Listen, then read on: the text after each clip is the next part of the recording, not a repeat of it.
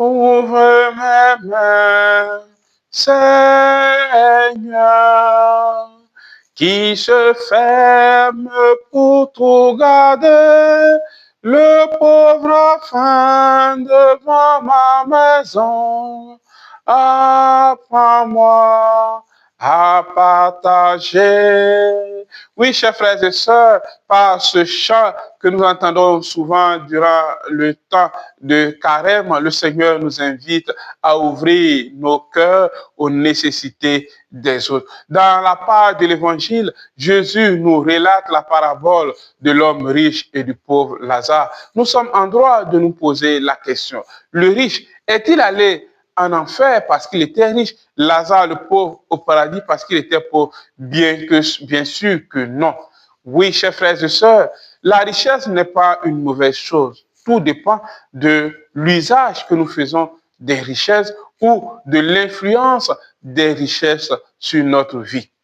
Oui, chers frères et sœurs, en regardant bien cette parabole, en écoutant cette parabole, on se rend bien compte que les richesses ont aveuglé le riche au point de ne pas voir la misère du pauvre Lazare. Les richesses ont rendu le riche sourd au point de ne pas entendre les cris de détresse du pauvre Lazare. Les richesses ont enfermé le cœur de cet homme riche au point de ne pas être compatissant, au point d'être insensible à la souffrance du pauvre Lazare qui était à sa porte.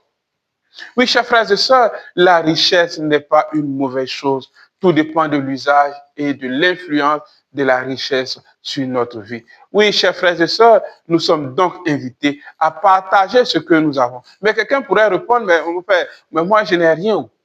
Oui, on est toujours riche de quelque chose. Le pape Jean-Paul II nous disait, nul n'est assez pauvre pour ne rien avoir à donner, nul n'est assez riche pour ne rien avoir à recevoir. Oui, chers frères et sœurs, nous sommes toujours riches de quelque chose. Nous pouvons être pauvres de biens matériels, mais nous sommes riches de notre temps. Nous sommes riches de notre prière. Est-ce qu'au moment de prier, nous ouvrons notre prière aux souffrances des autres, aux difficultés des autres, aux besoins des autres? Est-ce que nous partageons le temps que nous avons avec ceux qui sont seuls, qui ont seulement besoin d'être écoutés, qui ont seulement besoin de la présence d'une personne? Est-ce que nous rendons visite?